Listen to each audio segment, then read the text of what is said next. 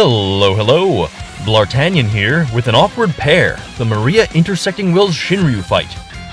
We have a team here of Sid Raines, Paladin Cecil, and Ramza.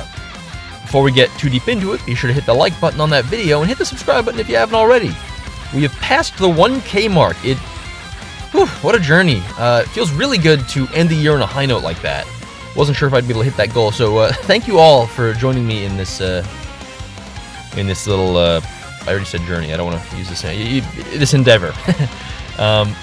Anyway, what do we got going on here? We have an interesting fight.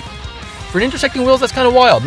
Maybe not necessarily the most, crazy challenging fight, but, there's some interesting bits going on here. We're going to be launching these guys into the sky, now and forever. This is their life now. They're bugs. They're used to it, right? I think? I don't know. Terrible bugs. I hate them. Like giant ticks or something? Gross. But they got some threshold mechanics, which is nice. They do some turn warping, which we like to see, and they have some HP attacks. The HP attacks aren't super threatening on their own. They do have a debuff attack, which actually, I goofed up here. You'll notice that I had a Lena base call on Cecil that I forgot to use, and so that was lucky, because that could have confused Ramza, and that would have just thrown off all my plans. It would have been really inconvenient. As luck would have it, the confuse is actually it's a random chance to confuse. It's they apply like a poison and then might confuse, which is kind of tame because confusion just means you use HP attack, and I mean Ramza HP attack. Okay, fine if you insist, but that's kind of where we're at, Raines here is of course doing the bulk of the damage, but Cecil and Ramza both bring respectable damage in their respective quarters. Which is kind of nice, although obviously the force time is when we're going to be doing the bulk of the work. So these guys, they buff themselves, which is kind of annoying. We're going to go ahead and get rid of those buffs right now with the Raines EX. Pretty sweet. Boom. So cool. Into the sky. There we go. Finally remembering to use the Lena base call. Go Blart, go. I'm going to go ahead and refresh Cecil's LD. The reason I'm bringing Cecil here is because, well, for one thing, Holy isn't locked out, and for another, I like Cecil. He actually does reasonably well here, as I've showcased in other videos. He's kind of a decent filler character, so long as he doesn't, completely miss the FR requirement. He has pretty decent buttons for force time. He has, reasonable stats, decent personal damage. And when his BT is active, he has 40% max Brave Cap, which is as much as Garnet, believe it or not. Alright, into the sky. Here we go. Look at snap. Boom. So cool. Damn, Raines is cool. Okay, so the first of the mechanics we're dealing with, aside from those debuffs, is a turn warp that happens at 90%. It's going to happen again at 50 and 30%. Does not happen at 80%, you'll see there. 80% is just the generic stat up.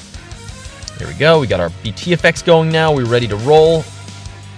Boom, boom, boom, boom. Yeah. There we go. There we go. All right.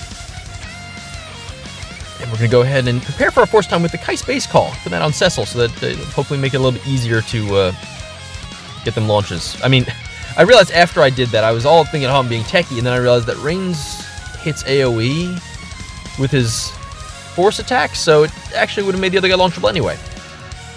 It's okay, though. We got our calls going. Lena LD call, get that HP damage up. We got the Leo call. That's the good shit right there. Kai's on them, of course, and so we're ready to go into the sky. There we go. Check this shit. Boom. Nearly 6 million damage. Raines is so dumb. I love it. It's great. There we go. Lena keeping us safe from the debuffs. I'd love to see that. And go ahead and, as I mentioned, hit those good buttons. The boss doesn't actually have any force mechanics, you'll see. No thresholds on their force gauge. The force attack is, it is an attack. They hit you. The most important part about it is it applies an HP poison. 10% of your HP, which isn't that much. You can out-regen it. The trick about this fight, the tricky bit about this fight, and the reason that this isn't my initial clear of the fight, is that they actually have a really sneaky HP requirement. 5,000 HP, which is pretty easy to miss if you're not careful about that HP poison. So I ended up having to redo the fight. I'm sure I'm not the only one who did that, who they didn't realize, oh wow, there's like no HP on this. Alright. So we had to open with the Raines LD in order to refresh his LD buff, which is kind of a bummer. I should have pressed his LD earlier during like the setup for the force time, but it's okay. Just means our damage, we definitely lose some damage there, because you want to, the rotation I use with Raines is, for an AoE fight at least, is skill 2, LD, skill 1, skill 1. Or, sorry, no. Getting nearly this technical, but I go skill 2, LD, skill 1, HP plus, skill 1, EX is kind of how I generally play it. I don't know if it's like strictly optional, optimal, but it seems to get the job done. Against these bugs, you're squishing them. It's a squash match, I guess. Shoutouts to wrestling fans, I suppose. There we go, into the sky. Look at this. And that is a cool 20 million damage, 21 million damage plus splash. Pretty cool. Alright, and this is actually perfect because we wanted to end with 1 turn as per usual so that we can do that sweet divine summon trick.